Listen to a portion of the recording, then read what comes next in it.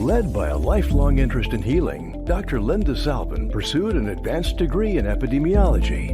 Then, after dramatic near-death experiences, Dr. Linda saw the other side and returned with gifts of insight, visions, and revealed wisdom. Now those gifts are ongoing, and she's here to share them with you. Get ready to be amazed. It's time for Dr. Linda Salvin's Psychic Solutions Podcast with America's original radio psychic, Dr. Linda Salvin, offering up her always fascinating blend of psychic psychology, clairvoyant insights, and expert guests and alternative healing methods. So pull up a chair and get ready for a visit with the one and only Dr. Linda. And now, live from Los Angeles, ladies and gentlemen, Dr. Linda Salvin. Hi, everybody. Welcome back to another edition of Psychic Solutions right here on W4WN, YouTube, Dr. Linda Radio, lindasalvin.com.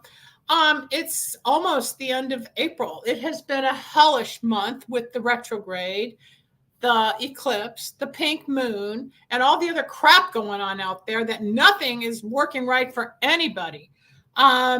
I am going to be completing these shows into July, and then we're going to go into a different area, a different direction. But I hope that you'll start responding or commenting. Go to YouTube and subscribe to my channel. I love interacting with all of you. I am a psychic healer and a medium, and I have been doing this for about 30 plus years on AM and FM radio. When I was on FM radio, or cable radio rather, back in 1997, maybe 98, I met a man by the name of Jim, who goes by the name Grizz, like Grizzly Bear. And he's currently in Alaska, where I visited last month, but he's in Anchorage, and I was up in Fairbanks in the Arctic. But Jim and I have never met in person, but we've talked in person many times, and we worked together with a product line a couple of decades ago, and we've stayed in touch through life's trials and tribulations. And I've invited him to be a guest today because he's a former Air Force pilot. Now, most Air Force pilots don't come to me for a reading, and they don't go to psychics. They don't really believe in God except to keep them safe in the air, and they're out to fight and save the country and do their testosterone thing and fly those jets, right? Well, along comes Jim one day, and I start talking to him, and we're talking about some nutritional supplements that were fabulous in the day, and we became friendly, and he was living on the East Coast in Delaware at the time, and now we're 3 decades later, and he's in Alaska. He's got a hell of a story, but in between, he had a reading. In between, he said, "Oh, no, I don't believe in any of this, Linda. I don't believe in this." I'm like, "Okay, just have a reading, and let's see." Let's bring on Jim Adams, who goes by Grizz. Yeah, hey there you are. How are you? I'm doing good. How are you? Can you deal with my tie-dye? Yes, I eat like an old hippie. That's it. That's who I am. Welcome to the show. Welcome to the show. I've looked forward to this because you and I go back about 30 years. Yeah. And it's been a while. It's been a while. Lots happened. Life, love, the pursuit for happiness, spirituality, sobriety, accidents, divorces, you name it, life took over. But there was a time that this former Air Force pilot, Mr. Straight-Laced, needed a reading. Yes, so I did. Contacted me. Why don't we talk about how you went from skeptic to believer? Then we're going to go and talk about your background. Or no, let's leave the audience alone for a second. Why did you talk about your background in Air Force and flying? Okay. Let's go. Yeah, I was I was and still am an Air Force pilot. I flew all over the world. I had that straight-laced background. It's all regimented and everything is all in order. But then I met you. So well, no. You were a hippie in between, and you met Fran, and you had a son. No, you can't just go from that to this. Yes. But you're right. Very conservative, very left brain. Yes, I am. I still am to this day, but it connects with me that you and I, you mesh something, you noticed something, and you told me what it was, and it helped me. So what was that? Do you remember exactly what that little? Well, we started talking about my sister Pam. She committed suicide in, good Lord, 20 years ago at least. And it hurt me because I loved her dearly. We were only 9.5 months apart. So that thing hit me pretty hard. And I got a phone call like at 12:30 in the morning from my mom telling me that my sister had died. So, but we talked about that. You and I talked about that, about my sister, and I think you channeled her for me, didn't you? I did. I think so. And what I remember out of that is I got some peace and I got some calm and I got some love. And that's what I wanted, because that's really all I, getting chills. Sorry. That's how I feel that's about the it. beauty of it. Like I said, she and I were only 9.5 months apart. We battled each other like crazy, beat on each other. You can imagine the standard sibling stuff. But she was probably my first great love, my sister. So, and that goes back how many years? And you brought her to me. So that's what's amazing to me. That's what channeling is. Channeling, for those that are just tuning in or don't understand, as a psychic healer and a medium, a channeler is where people who have the gift can connect with the other side of the veil, other side of the third dimension, and I can hear voices and I can bring people in and I can channel, communicate, give messages, and some of the details as Grizz, it was amazing. It was there was no way I would have known. There was no way that you could know what she said to me. Right. And I can't regurgitate it because it's so long it's not here. Yeah, maybe it was written down from all those years ago, but the basics was, as a medium, impacted me. I'll tell you that. Okay. That's all I care about. I remember you were shocked. It hit me in my heart. That's the beauty of communicating and connecting, and then giving the closure with the calmness and the love to know that it's real. There's something real on the other side that certain people can actually connect, tune in, and communicate. There is no way you could know some things that were interchanged between Pam and myself other than, her telling you. You couldn't have known it. It was very clear to me, and right then I became a believer. I was like, oh my good Lord. I'm a pilot and I'm a rational guy, and I'm sitting here talking to a psychic, and I still love her. Yeah. But at the time, it gave you tears, it gave you hope, it gave you fulfillment, it gave you closure, and it let you know that there's more to life than what we know. You're out in the sky. You're out in the wilderness with God in a plane. Oh, right? Yeah. But you still didn't know that. No, because you want to believe, you want to do what you got to do as a soul. But let's face it, God is mysterious. But what eventually showed me everything was what you talked about, Franny. I mean, that was the kicker. That sold me on your abilities, because Franny was I think we did a reading about, I don't know, 8 months or so before she died. And you told me. Some people know Franny was your wife, and your sister. I'm sorry. Your sister's name again was Penny? No, Pam. Pam was my sister. I'm sorry. Pam. Yeah, no, Franny was my wife, and right. That was the main thing I came to you to talk to you about, because I was my wife is dying from Alzheimer's.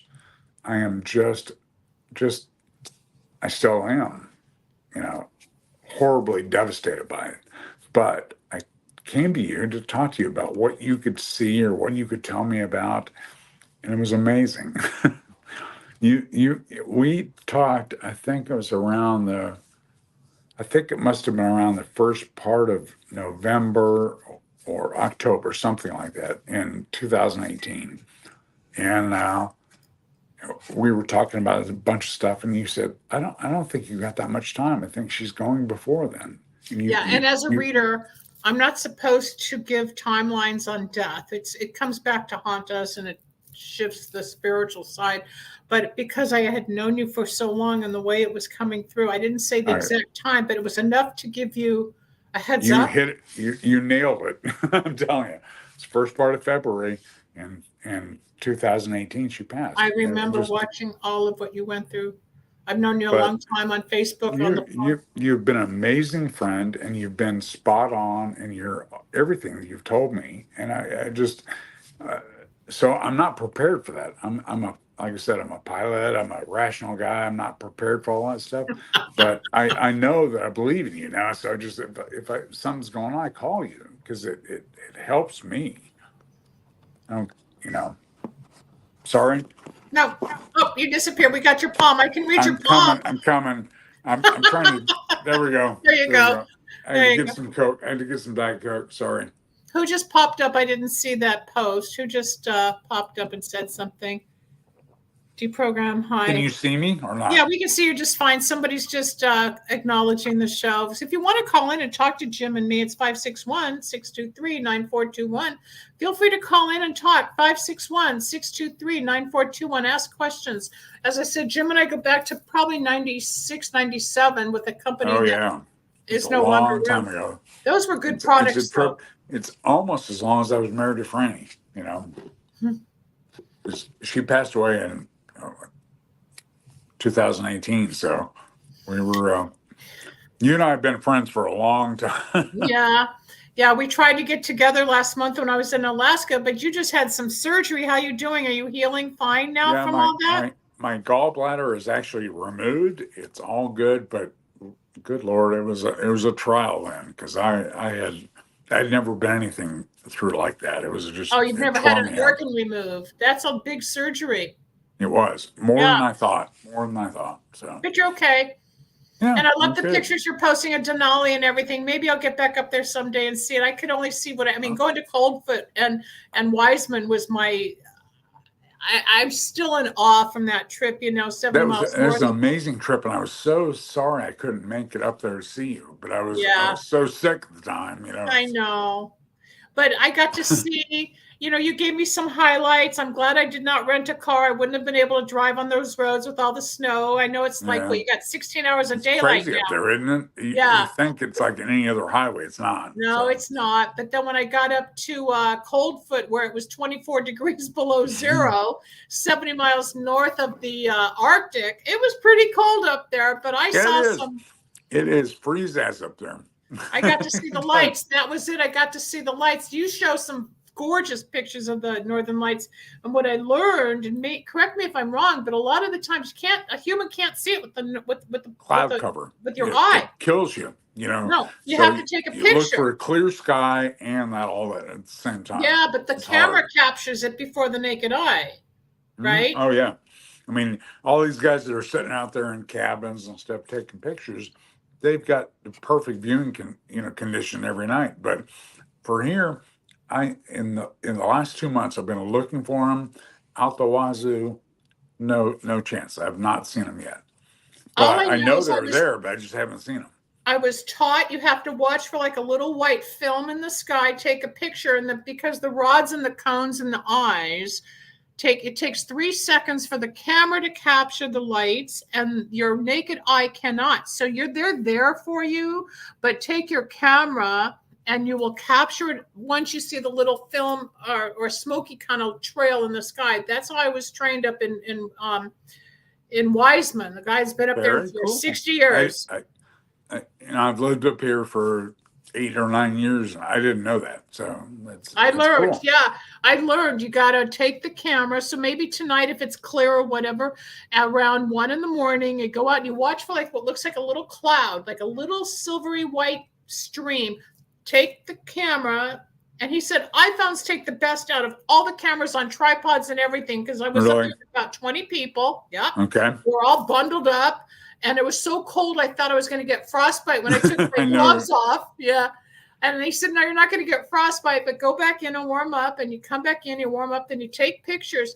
I got hundreds on my camera, but I couldn't see it with my naked eye. So a lot of he said is a lot of people, 80% of the travelers around the world go looking for the lights and never see them. And most of the photographs you see is marketing and advertising. So I learned the other side. They take a still photograph, and it's the most beautiful thing I ever saw. Yeah.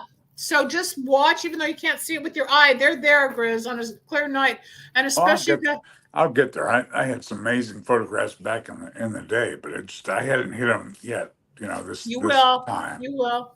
And Denali is what, about 160 miles from you, and you can still see the mountain? 157, 167, something like that. But it's gorgeous. I didn't have time to get amazing. There.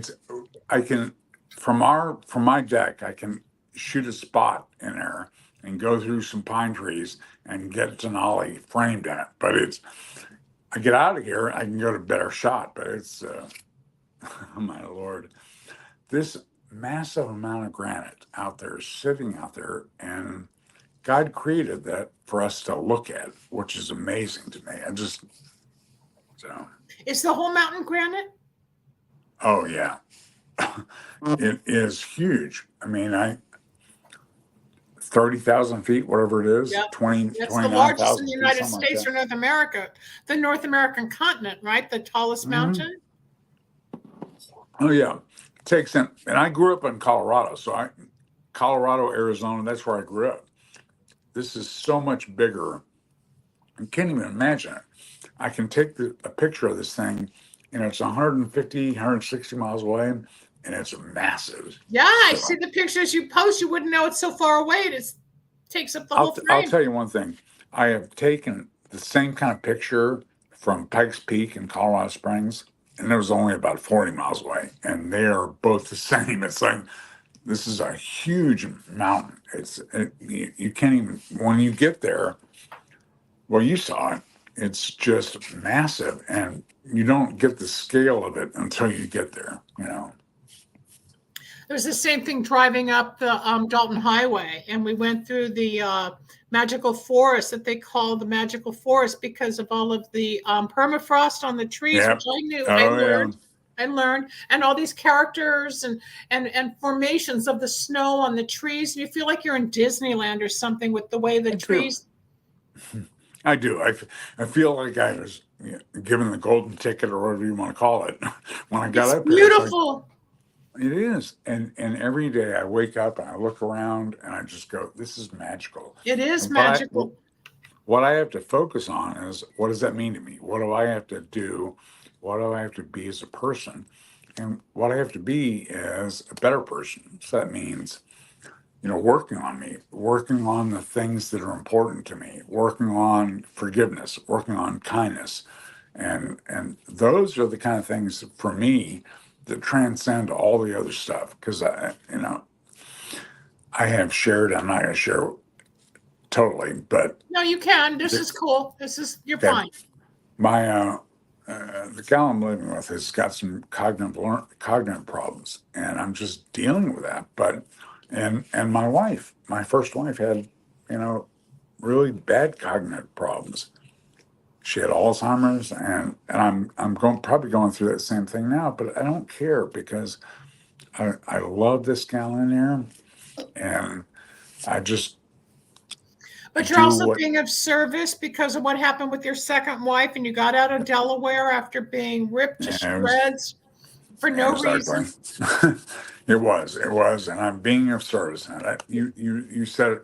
You said it exactly. She's giving you a home in the most gorgeous element and environment, and in turn, your spirituality keeps growing, and your appreciation for beauty and love and life keeps growing. And now she needs you. She's not your mate per se, and she does have her challenges and difficulties, but in exchange, you have a new place to live, and you're out and you're going fishing, and I see what you're doing. And the amazing part of that is she is as avid a fisher person as I am. Oh, really? She'll tear me up. So it's amazing. But I just, You think you'd come back to the lower 48, or you think you're going to stay up there? I'm staying. Absolutely. I love it up here so much.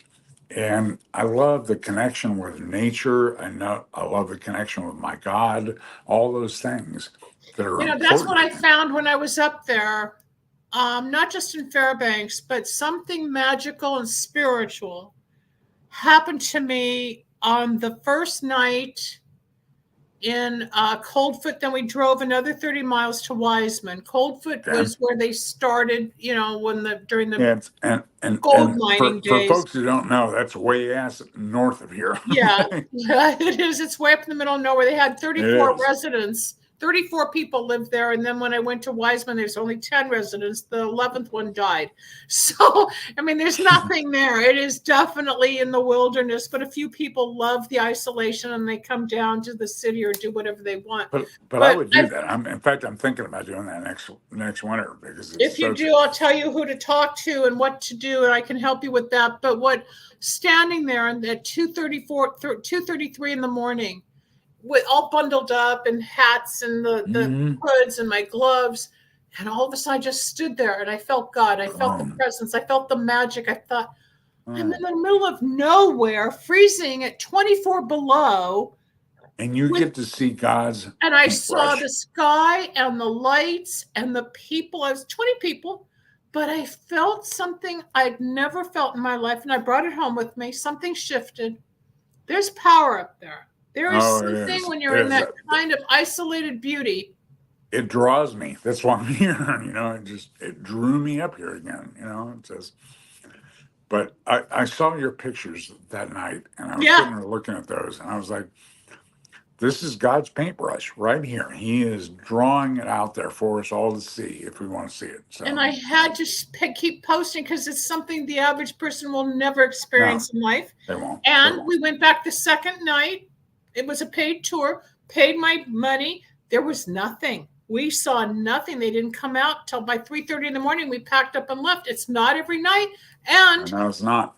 It's not. And it's not a light show like fireworks. It's not like you just go out and see it. I thought, I'm going to see them. And I look up. No, I had to learn how to watch for the trail, snap the picture, get the picture. Then I understood. And that's the same with you. Watch for this trail. I have not seen the Northern Lights since I've been up here since February. I mean, I have not seen them yet. So that gives you an idea. They're right there. They're not a guaranteed thing, So. Well, and no tour ever alike. No tour ever alike. You don't know what's going to happen. No, you don't. But that's the beauty of God's mystery. That's the beauty of it. But it's magic. There's magic. With all let's just switch gears for a moment. With all the crap going on every campus across country between the Palestinians and the anti-Semitism going on with the Jews, and I'm Jewish and I'm kind of getting involved with the coalition. But like I saw my dad the other day, he's turning 95. I said, "What do you think about what's going on within the world?" He goes, "Linda, it's life." He simplified it. Said it's just life. I mean, he was in the Korean War. He grew up during World War II. It's just life. Here we go again. It's just the new generation of anger. But I also believe, and you might remember this, probably 25, 30 years ago, which is around the time the internet came out in 1996 is when we all we started getting online. There were pictures of 1 and 2 year old children, toddlers, being dressed in fatigues, holding a machine gun. Oh yeah, being brainwashed against the Jews, and I'm thinking those are the kids. Hate? Those are the people today who have grown up not knowing anything else, and it's this generation that was brainwashed then that's attacking everything now. I understand they don't want association and the money and the just get on with life. They're preventing certain students from going through a barricade just to get to class. I mean, come on, they pay their tuition. And I'm going to have to speak plainly. I can't understand how people could watch Israeli citizens being killed en masse. I mean, just horrible stuff that was going on. And then Israel decided to react from it. I didn't understand why everybody, like Columbia University or whatever, UCLA, Columbia, Duke, Brown, Yale, it's crazy. I mean, come on. Cornell, these guys will protect. I made a post about it yesterday. I made a post. If Buffalo or Ottawa was bombing Buffalo, what would we do? And it's the same thing. Israelis are doing what they need to do to protect themselves. I don't know, but no, to watch innocent people die, and I know a few people in Israel that are actively involved, and I hear they're reels and what they're talking about. We're powerless. We are not the government. The government actually has no power to close down the freedom of speech movement on campus. And then each campus is state controlled, except like SC, that's private. I don't know. There's so many levels of how to fix it. Nobody can do anything, I don't think. Yeah. Well, it's sad. I would just like to see. I stand for people that have a faith. I stand for people that have a conviction. And what I'm seeing so much right now is people are circumventing what they think about and what they want to believe in to make it convenient for whatever political purposes right now. Like, I mean, okay, Palestine, where did that come from? I don't even know, because it was Judea for 20 years, 20,000 years. When Golda Meir was prime minister, yeah, I was young. I was in college, I was in college back. I don't remember. And there's a couple of reels of interviews of her saying she had a Palestinian passport. She grew up in the Palestinian territory. There was no Palestine. No. Her family was originally from the Ukraine. She talked about how her father would close the curtains around the holiday time so that the soldiers outside wouldn't find that they were Jewish. We've been hiding all our lives. Oh my God, we're Jewish. Oh, yeah. I wear a Star David. I don't take it off. And I've had it since I was 8 years old. I'm 70. You want to come get me because I'm a Jew? Come get me. It's not about Judaism or Islam. We are human. We are people. We are all in this together. We could all go watch the Northern Lights. It's not my Northern Lights or your Northern Lights. It's life and it's God. Why do we have to do all this? And I don't think that we called them sit-ins. And then we had the protests with the Vietnam War, I remember. But doing all this doesn't stop anything. It doesn't accomplish anything. It just makes it worse. The ones that I saw that had the most impact are guys like the Beatles, where it was all about peace and love, and they kept putting it out there. They didn't make anything else, and it worked. Over time, people started going, okay, maybe there's something in here going on. All you need is love. All you need is love. That's exactly it. And that's what I've tried to do. And I still listen to them to this day, because of that. Bring out the love and the peace. You and I belong to a program that's based on God, spirituality, loving, forgiveness, help, and all of that. Yes, it's all about humanity, but the people don't care. They're not awake, quote unquote. Everybody has to be right in their own way, and there's anger and grief and guilt and murder and death, and we've got inflation. I mean, it's just getting harder and harder and harder. So I feel like I want to escape and go back to Northern Alaska and make it all go away right now. I just want to go. Maybe I'll go. I don't blame you. That's why I'm up here. It's hard. It's really, really hard. Let's go back to your flying days. How did you decide to get into becoming a pilot? Actually, I was an avionics tech in the Navy, and I figured out it was pure self-preservation. It was easier to work on them than it was or it was easier to fly them to work on them. So I just started.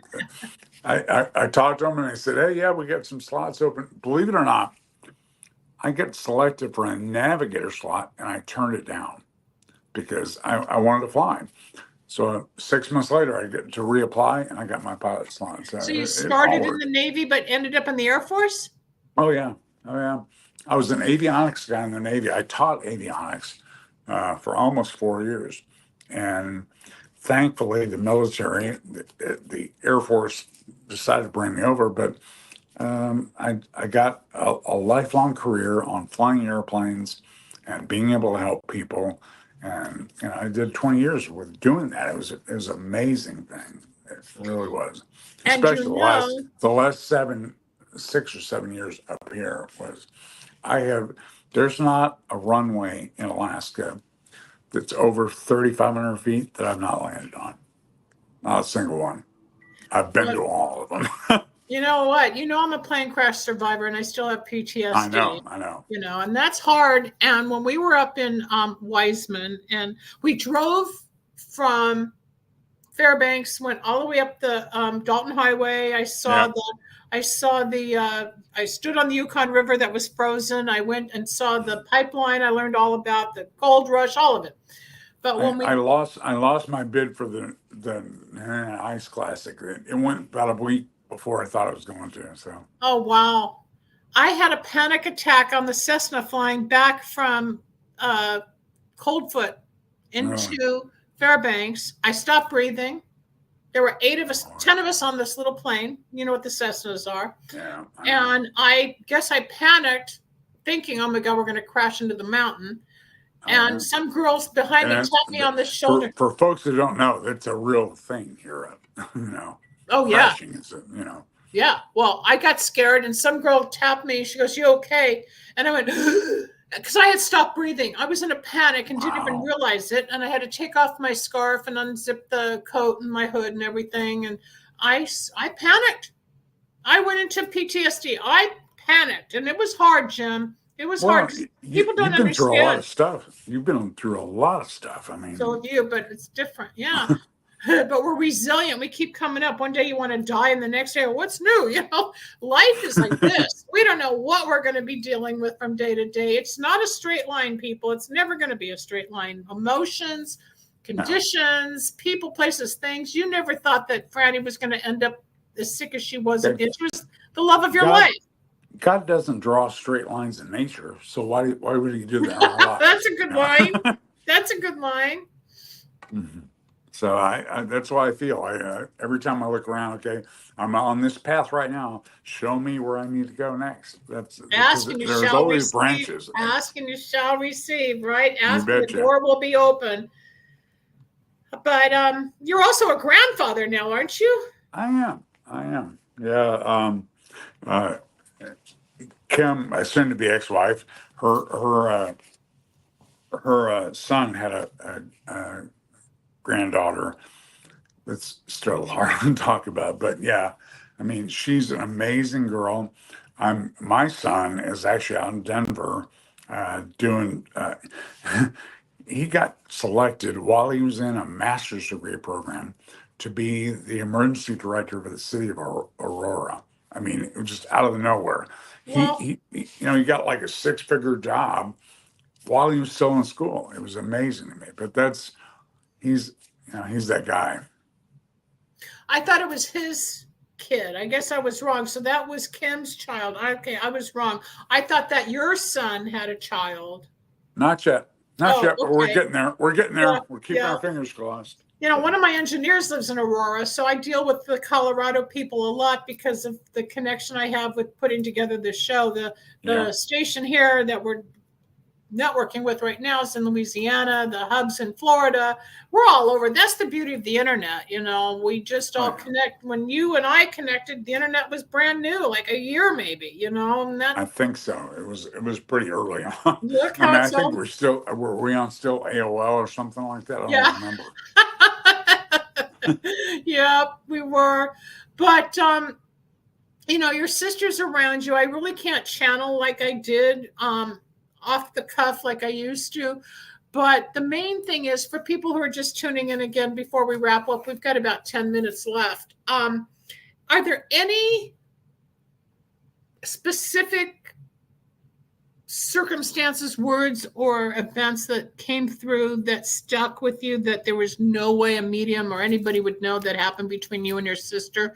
Or is it too far gone that you don't recall? No, the stuff with Pam's one thing. That's my sister. But the one you nailed on the head was Franny, my wife, where we were talking. I think it was around June, July of 2018, something like that. And we were talking about what was going on and what you were feeling, what you were getting through. And you told me at the time that I didn't have as much time as I thought. I thought that I was going to be able to bring Franny home. I was going to be able to get her back in the house, because most folks that don't know, Alzheimer's patients, they tend to try and escape from the house, and they're always looking for home, whatever that is, but it may be something 20 or 30 years in their past. So it never feels right to them. And she was Stop. Let me panicky. let me interrupt you. I'm going through that with my father. He's most of the time lucid.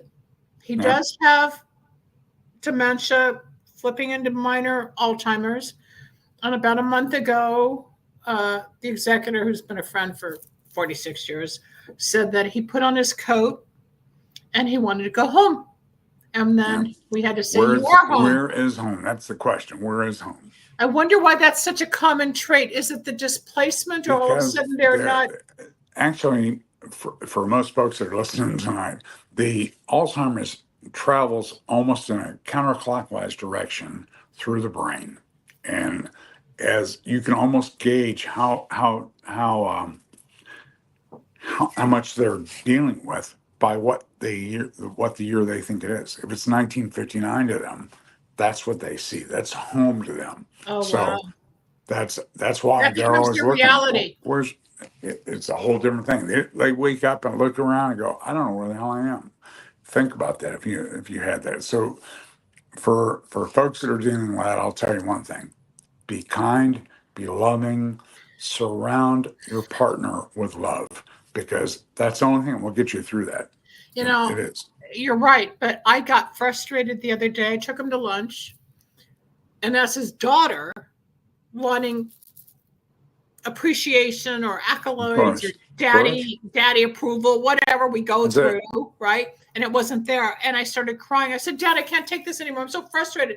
I know that's my stuff reacting. And he just sort of like disappeared and didn't get it. And then he called, what a great time we had. And he called the next day. It was so good to see you. And I'm like, he's not there. And it hurts so much as the daughter. But what you learned the next day was that you just have to show up and he'll be happy. That's the thing. It's really hard. Our loved ones, they want us. I can't tell you the number of times that I saw people drop off, especially, I don't have to be direct about it. They'll drop off their wives and they'll only come visit about once a month when they want something. Like their wife has. Yeah, they store them in a Alzheimer's. Warehouse. They abandon animals, people. No, we get to a certain point. They want to get rid of the dog, the cat, the human. You're sick. I don't want the responsibility. But this is where they need love more than anything. And I'm beginning to see it. I go into denial. I have all the words. I help people. But when it comes to me, I'm still human. I'm frail at times, as bitchy as I can be. But when I'm with my dad, and all of a sudden he isn't that pal that he was, just like with you and Franny, used to talk. Then all of a sudden communication shifts. It's hard to adjust. It's frustrating. It is. It's challenging, isn't it? What I noticed at the end of her journey is that she didn't know who I was, but she knew two things. She knew that she knew me, and the fact that she loved me and I loved her. So that came through regardless. So that's the thing you got to focus on. She didn't understand the structure of marriage or all that other stuff, but she knew that I loved her and I was there to take care of her. And that's what you have to project to anybody that's in that situation. You have to say, okay, I'm going to be nothing but love. My dad and I say, I love you every phone call. I love you too, Dad. Talk to you soon. Call me. I like hearing from you. Okay, Dad, I'll call you. And then I get off the phone and I'm like, oh my God, because it's still the change in the passive life. My mom's gone 15 years and I've watched him. He has a girlfriend who he lives with and the caregivers. I mean, it's not like he's alone, but he's still my dad. He's still my dad. And the bottom line is he still wants to hear from you. He still wants your love. And it may be a circular discussion for you because it always is when you're talking to the Alzheimer's patient or whatever.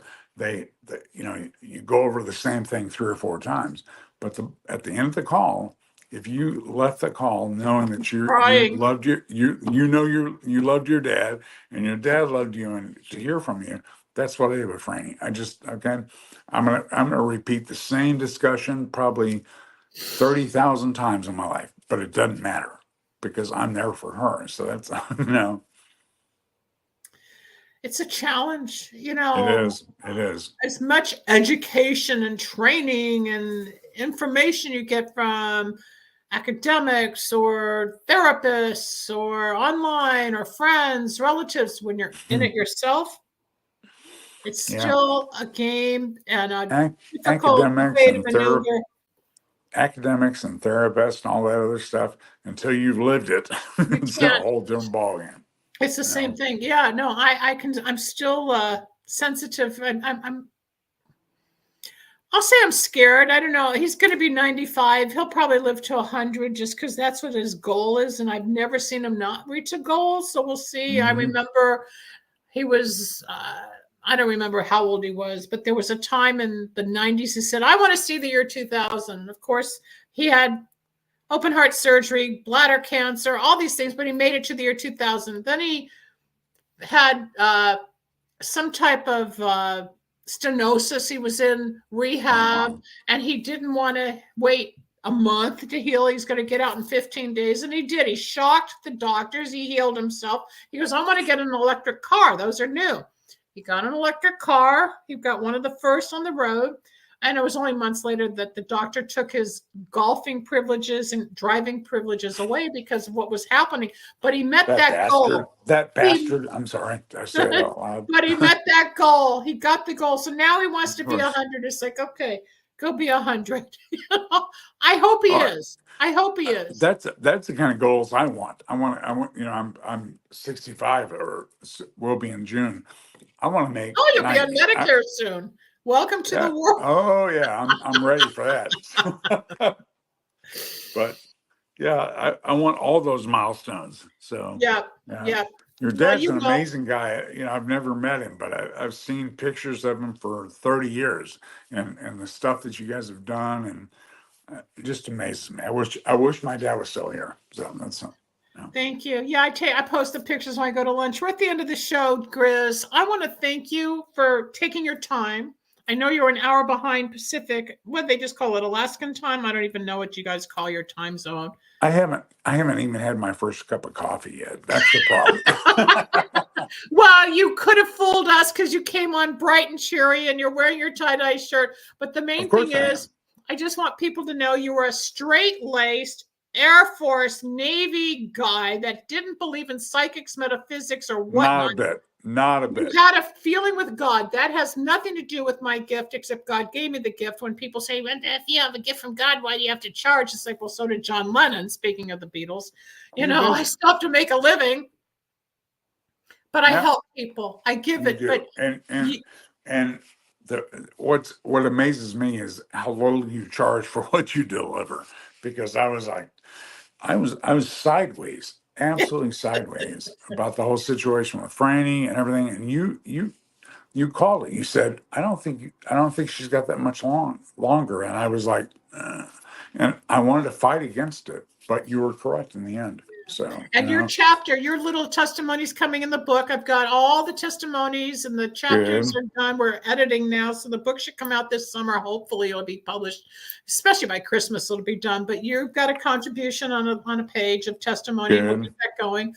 But I have to wrap up. I want to thank you from the bottom of my heart. Go out, watch for the little white streams around 1 a.m. Take your camera. Then you'll start getting the pictures I got. It'll have to be September, October now. Because we're getting daylight up until midnight now. So. Yeah, you got 16, 17 hours, don't you? Yeah, that's crazy. How do you learn to sleep? You get blackout curtains for your bedroom. And I got to black out the show. Don't go away. Stay backstage. We'll be right back. This is Dr. Linda Salvin. I am a psychic healer and a medium and your host every Tuesday, Wednesday, and Thursday right here on live, a Talk for TV show and W4WN, lindasalvin.com, Dr. Linda Radio, my YouTube channel, Psychic Solutions. I'm everywhere.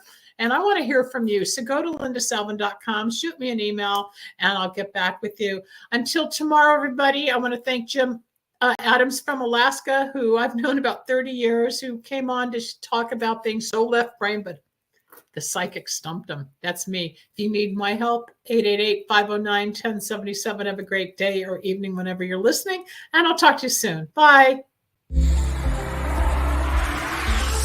Thanks for joining us. We hope you enjoyed Dr. Linda Salvin's Psychic Solutions Podcast. You can reach Dr. Linda at 888-509-1077 or at lindasalvin.com. Need a breakthrough of your own? Ready for answers or insights nobody else has? Reserve your own one-on-one in-person chat. Dr. Linda isn't just for other people. Dr. Linda gets results for you. And it's easy. Contact details are on screen now. Just click on lindasalvin.com or call toll-free 888-509-1077. That's lindasalvin.com or toll-free at 888-509-1077.